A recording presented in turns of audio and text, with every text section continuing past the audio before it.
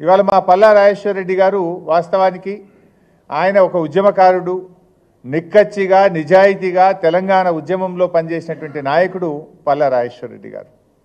తెలంగాణ ఉద్యమంలో పోరాటం చేసి ఎన్నో కేసులు అరెస్టులు అయినటువంటి నాయకుడు పల్లా రాజేశ్వర్ రెడ్డి గారు.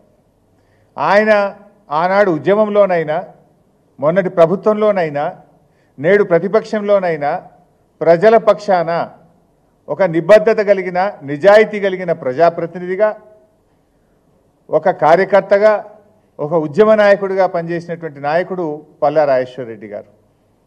కానీ ఇలా రేవంత్ రెడ్డి గారు కొంతమందిని టార్గెట్ పెట్టుకొని ఇలా ఆయన పార్టీలో చేరాలి, అయితే కండువా కప్పుకోండి, లేకపోతే మిమ్మల్ని ఇబ్బంది పెడతాం, మీ మీద అక్రమ కేసులు పెడతాం, మీ ఆస్తులు కూల్చేస్తాం అనే ధోరణితో ఇలా రేవంత్ రెడ్డి గారు ప్రభుత్వం పనిచేస్తూ ఉంది.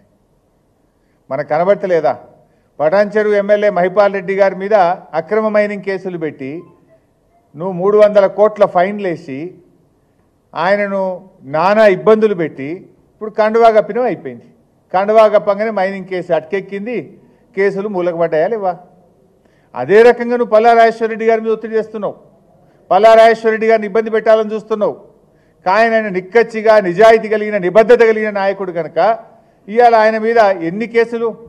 పల్లా రాజేశ్వర్ రెడ్డి గారి మీద ఈ ప్రభుత్వం వచ్చిన తర్వాత ఇప్పటి వరకు 6 కేసులు పెట్టినారు. చివరికి ఆయన భార్య మీద, ఆయన పిల్లల మీద కూడా అక్రమ కేసులు పెట్టినారు. చీమకు కూడా హాని చేయని కుటుంబం ఆ కుటుంబం అట. ఆయన భార్య, ఆయన కొడుకు ఎవరి మీదనో దాడి చేసిందట. దాడి చేస్తే దాని మీద అక్రమ కేసులు. అసలు దాడి చేస్తే మరి ఆధారాలు ఉండాలి కదా.